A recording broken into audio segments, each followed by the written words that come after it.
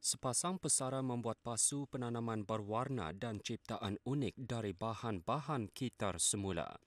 Guru yang sudah bersara Udon Nira Suwan dan isterinya mengumpulkan barang-barang dari plastik dan busa yang dibuang untuk diguna semula jadi barangan berharga. Pasu-pasu penanaman yang menarik adalah barang-barangan yang dikutip dari kalangan jirannya dan mengubahnya dengan reka bentuk yang tersendiri. Udom menggunakan kemahiran seni dan reka bentuk sendiri yang diperolehi dari pengalaman yang dikumpul sepanjang kerjayanya. Pasangan ini juga membuat barang-barang seperti panel layar, tempat panggangan dan hiasan dari bahan-bahan kitar semula.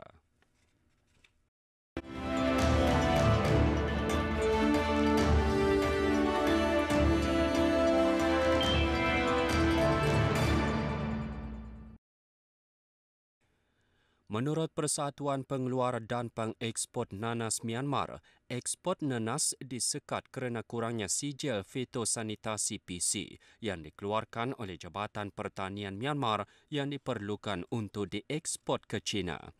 Nanas ditanam di seluruh Myanmar. Kawasan Utara Shan menghasilkan nanas yang berkualiti dan produk nanas kering telah dihantar ke Amerika, Dubai, Singapura, Jerman dan Jepun. China adalah pembeli utama nanas Myanmar dan telah melarang pengimportan sejak 16 Jun 2019 berikutan kekurangan PC. Sebelumnya, 50% pengeluaran nanas untuk pasaran tempatan dan selebihnya pergi ke China. Setiap tahun, Myanmar mengeksport hampir 40,000 tan nanas ke China. Tahun lalu, kumpulan penanaman nanas dari utara Shan State telah mengalami kerugian bernilai 25,000 tan. Tahun ini terdapat sekitar 35,000 ekar nanas di seluruh negara dengan 55% di Sipao Township, 17 di Lashio, 9 di Tangyan, 6 di Sihsheng dan 13 di Namsang dan bandar-bandar lainnya. Menurut persatuan, jika saluran perdagangan masih digantung tahun ini, penanam akan mengalami lebih banyak kerugian. Tambahan pula, para penanam nanas mahu sektor ini disenaraikan dalam sektor keutamaan dana COVID-19 kerajaan dan juga pinjaman jangka panjang kerajaan untuk perniagaan pes nanas, jus dan cuka.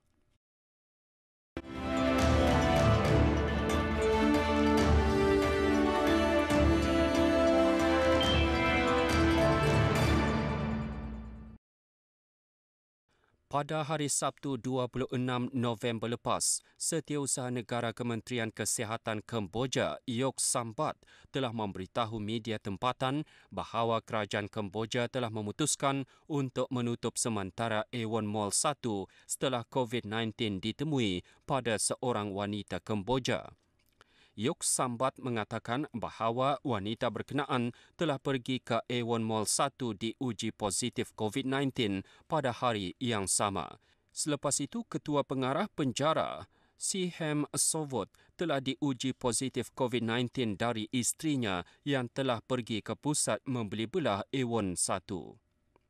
Anggota keluarga yang terdiri daripada 6 ahli juga didapati positif COVID-19 pada 28 November 2020 setelah pergi ke pusat membeli belah A1 Mall 1. Ini adalah kes penularan COVID-19 di kalangan masyarakat yang pertama kali dikesan di Kemboja pada 28 November 2020. Kementerian Kesihatan Kemboja telah mengumumkan pada 30 November lalu mereka telah menguji 3,332 orang yang terkena jangkitan di Phnom Penh dan 7 provinsi lainnya. Kementerian Kesihatan juga telah mengumumkan bagi mereka di Phnom Penh yang tidak mampu melakukan kuarantin 14 hari di rumah mesti melaksanakannya di Soka Phnom Penh Hotel. Di wilayah-wilayah yang lain, pihak berwajib juga menubuhkan tempat-tempat ujian COVID-19 dan tempat-tempat penginapan seperti hotel dan pusat-pusat membeli belah. Sehingga 30 November, dari 3,330 pesakit, 14 orang telah diuji positif. Setakat ini, Kemboja telah mengesahkan 323 kes COVID-19 dengan 301 pemulihan dan tidak ada kematian dilaporkan.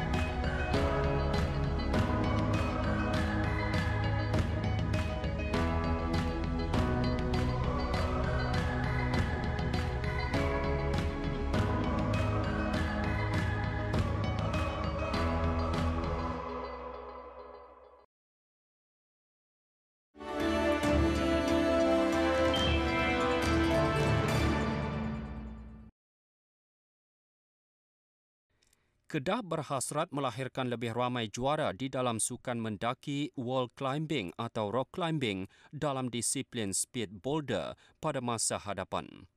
Aktiviti memanjat dinding berbatu itu mengajar banyak nilai murni dan kemahiran untuk menyelesaikan masalah serta mengatasi ketakutan dengan berani mencabar diri. Memandangkan sukan ekstrim itu semakin mendapat tempat dalam kalangan masyarakat, Jurulatih Muhammad Zamri Hamid berkata pihaknya menerusi Persatuan Sukan Mendaki Negeri Kedah dengan kerjasama Jabatan Belia dan Sukan Negeri menawarkan latihan kepada kanak-kanak seawal 7 tahun. Menurut Muhammad Zamri, pelbagai program dirancang bagi membangunkan sukan tersebut yang masih kurang dikenali luas di Malaysia. Program pembangunan atlet muda dijangka dapat dihasilkan dalam tempoh 5 tahun akan datang. Muhammad Zamri menjelaskan minat orang ramai terhadap aktiviti sebegini yang semakin meningkat jelas menunjukkan sukan mendaki wall atau rock climbing berpotensi untuk meraih banyak kejuaraan di peringkat antarabangsa. Untuk rekod, Kedah telah melahirkan beberapa atlet negara untuk kejohanan kebangsaan dan antarabangsa dalam kategori X Games.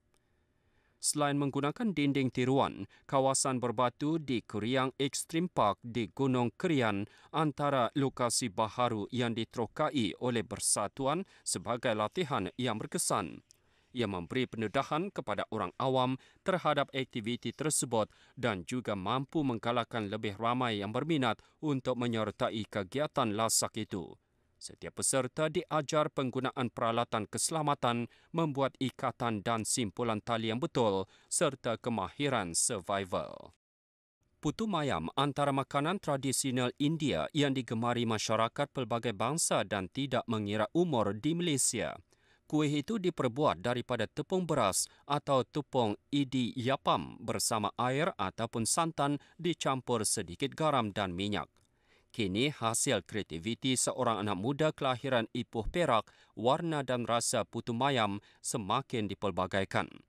Kebiasaannya putu mayam berwarna putih dan juga hijau, tetapi Ara Navin Kumar, 24 tahun, menghasilkan juadah itu dalam warna yang pelbagai.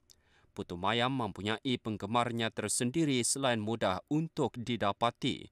Disebabkan itu, Ravin mula berfikir untuk mencari kelainan dalam penghasilan kuih tersebut. 2 tahun yang lepas tu, saya dapat idea dari macam kita makan kek semua kan. Saya dapat perisa semua dari kek lah. Yang flavor semua tu dari kek saja saya dapat. Lepas tu saya try, first saya trykan warna flavor strawberry. Flavor strawberry. Lepas tu saya dapat respons dari social media semua. Baru saya trykan banyak flavor lah. Untuk menghasilkan putu mayam, ia akan dibentuk menjadi dough terlebih dahulu sebelum dimasukkan ke dalam acuan yang ditekan bagi menghasilkan bentuk seperti mi halus. tempoh masa antara 4 ke 5 jam diperlukan untuk memasak dibantu penggunaan mesin pengukuran bersaiz besar bagi mempercepatkan proses pembuatan. Sebanyak 300 keping putu maya mampu disiapkan Navin sehari dengan 14 rasa yang berbeza antaranya strawberry, oren dan cappuccino. Selain putu mayam, beliau turut menjual putu bambu dan kol katai iaitu sejenis manisan. Kita dapat banyak respons lah. Kalau kita masuk dalam social media, buat online marketing, dia dapat banyak ada sales lah. Sebab kita baru saja start yang flavor semua tu, orang ramai suka yang warna-warna tu. Siapa sangka idea untuk menghasilkan putu mayam berwarna-warni selain daripada kebiasaan mampu menjana pendapatan buat mereka sekeluarga. Bagi bapanya, El Ravi, sambutan yang diterima terhadap putu mayam resepi keluarganya itu amat menggalakkan. Semua bangsa pun ada, Cina ada, Melayu ada, India ada, semua bangsa beli. Ya, yang buat tu anak buat. Sebelum itu saya ambil orang dekat, saya meniaga. Berapa main harga saya kata boleh tahan lah. Lepas tu dia nak belajar buat putu mayam. Lepas tu dia pergi belajar, dia buat sendiri, saya pergi meniaga lah. Putu mayam berkualiti yang telah siap dikukus adalah lembut, tidak mudah basi serta enak adunannya. Kuih ini biasa dimakan bersama kelapa parut, gula perang atau gula Melaka dan juga gula pasir. Hidangan ini biasanya dijual di kaki lima sebagai makanan jalanan dan juga boleh didapati di pasar malam tempatan. Ia sesuai dijadikan sarapan pagi dan juga minum petang. Kini putu mayam juga sering menjadi perniagaan untuk bangsa lain.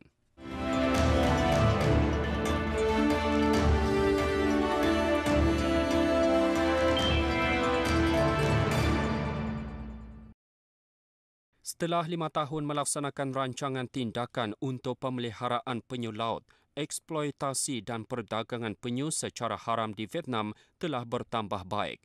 Dengan usaha dan hasil dari 5 tahun kebelakangan ini, Taman Nasional Kon Dao telah menjadi anggota ke-11 rangkaian tapak penyu laut rantau Asia Tenggara Lautan Hindi. Satu tinjauan baru-baru ini menunjukkan bahawa di kebanyakan perairan Vietnam, penyu laut mati akibat jaring nelayan atau mati akibat kapal-kapal nelayan. Namun dengan usaha pemeliharaan yang dilaksanakan Vietnam, eksploitasi penyu laut dan penangkapan ikan, masalah kehidupan penyu kini semakin hilang. Perdagangan penyu laut telah menurun berbanding tahun-tahun sebelumnya dari segi ukuran dan kuantiti. Ini telah membuktikan bahawa usaha melindungi penyu laut telah berkesan. Din Luan menjelaskan data yang diperolehi mengenai 5 populasi penyu laut di seluruh Vietnam dapat dijadikan asas pemeliharaan dan perlindungan di masa depan. Mereka juga telah menemui lebih dari 10,700 sarang-sarang penetasan penyu dan dianggarkan sekitar 700,000 ekor penyu bayi di alam semula jadi. Lebih dari 40 tahun yang lalu, jumlah penyu laut di Vietnam adalah pada tahap tinggi. Kegiatan penyelidikan dan pemeliharaan penyu marin menyumbang secara efektif untuk melindungi salah satu spesies haiwan yang paling jarang dan paling terancam. Usaha ini juga akan menyumbang untuk mengekalkan kestabilan ekosistem dan memerangi aktiviti manusia dan kesan kuat dari perubahan iklim global.